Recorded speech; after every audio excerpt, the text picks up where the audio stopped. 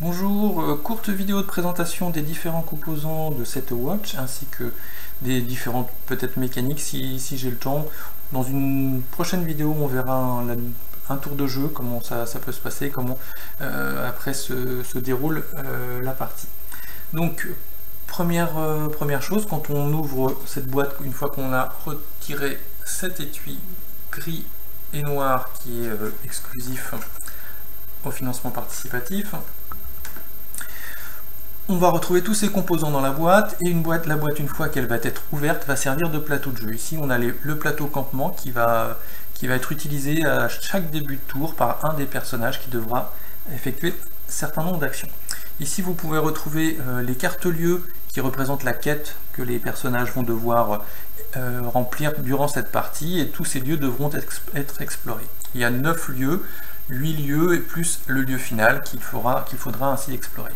Chaque lieu présente un certain nombre d'éléments que je vous montre ici. Donc évidemment là vous avez la version anglaise, mais le jeu est intégralement traduit en français. Donc ici vous avez un modificateur dans un petit icône ombré de feu qui représente en fait le modificateur appliqué dès le début du tour sur l'intensité du feu de camp. De l'autre côté, vous avez le 7, c'est le nombre de cartes créatures que vous allez rencontrer durant ce tour de jeu. Ensuite, chaque carte, chaque lieu a un effet particulier dont il faut prendre connaissance, qui va avoir un certain nombre de règles appliquées aussi durant ce tour de jeu. Dans ce cadre-là, sur cette ancienne crypte, si un damné est invoqué ici, on va entraîner un certain nombre d'éléments en plus de jeu qu'il va falloir résoudre si jamais ça pouvait arriver. Donc les damnés, je poursuis juste ici alors, puisque j'en parle, les damnés ce sont les grands méchants du jeu qui sont là, donc vous avez quand même un certain nombre dans le jeu qui vont pouvoir faire des misères aux différents aventuriers.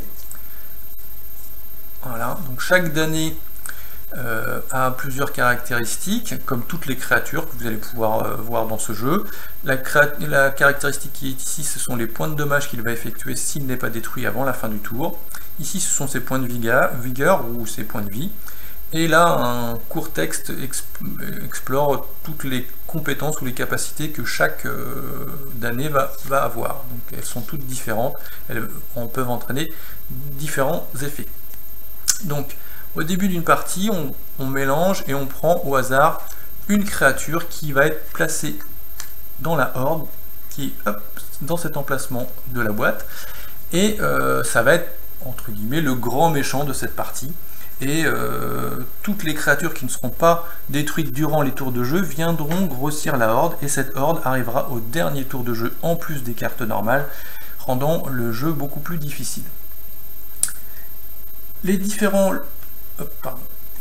lieux inutilisés vont être posés ici, car on va pouvoir justement, il y a une action qui permet de changer les lieux qui sont inutilisés ici avec les lieux prévus pour la quête.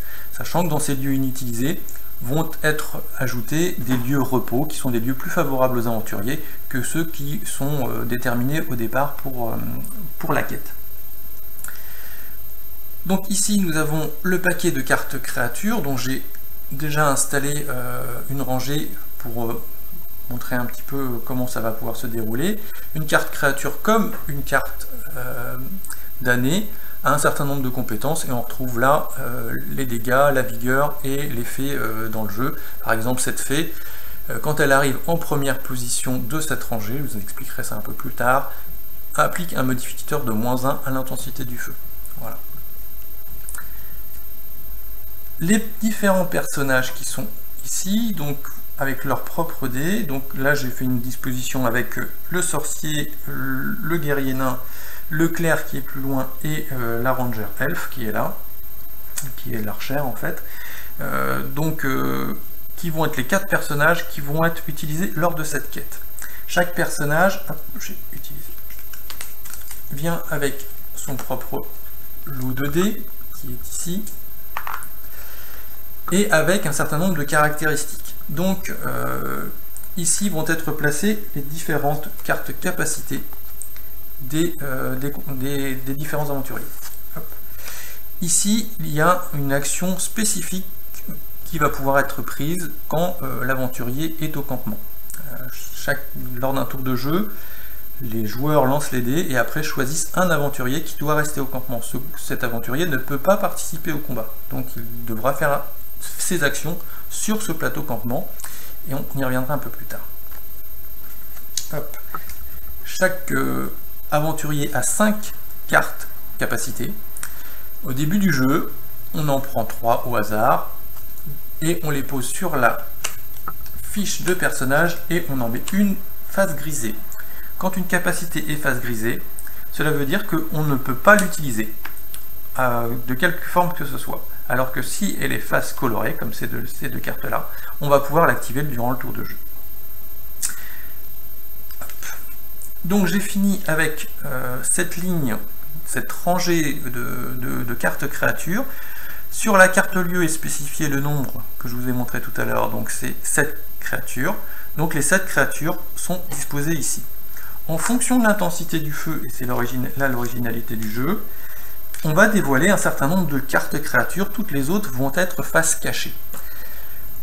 Sur ce cadran, qui représente l'intensité du feu, avec ce petit pion hop, feu qui va pouvoir vous dire un petit peu où ça se trouve, sur ce cadran, on va être indiqué l'intensité du feu. Donc on peut aller de 1 à 15, et en fonction d'où se trouve ce meeple, un certain nombre d'indications vont être apposées dans les crânes qui sont ici, les différents petits crânes que vous voyez peut-être pas très bien, qui sont en petit. Donc ici il y a un 1, ici il y a un 2, ici il y a un 3. Ça veut dire que, tout simplement, quand votre intensité du feu représentée par votre meeple feu est entre cet emplacement-là et cet emplacement-là, une seule carte va pouvoir être révélée. Dès qu'il arrive ici, et jusqu'à ici, 2 cartes pourront être révélées comme ici, et dès qu'il dépassera cette case-là, 3 cartes pourront être révélées. Le reste restant justement face cachée.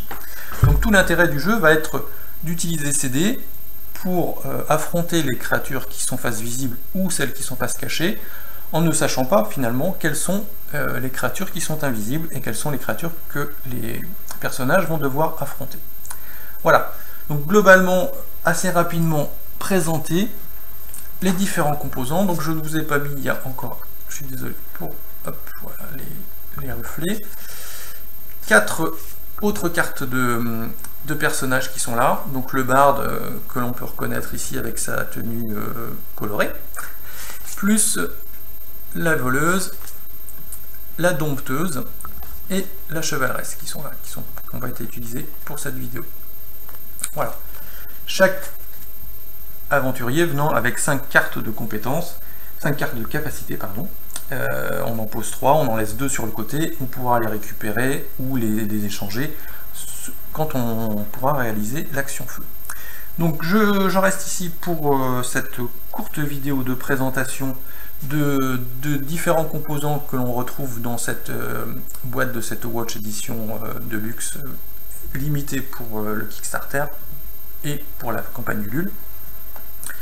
Hop, je vous ai pas montré quand même, je vous le montre. Le livret de règles, hop, donc avec un peu moins de 20 pages, dont la moitié sont des règles relativement, c'est écrit relativement aérées, avec aussi beaucoup d'exemples. Dans la deuxième partie, on a un tour d'exemple qui explique complètement comment le jeu va pouvoir se dérouler. Voilà. Donc je vous retrouve tout à l'heure, si vous le souhaitez, pour la deuxième partie, une deuxième vidéo, où je vais vous expliquer un tour de jeu. Ça sera plus simple, et ça permettra justement de dissocier les deux choses. A tout à l'heure.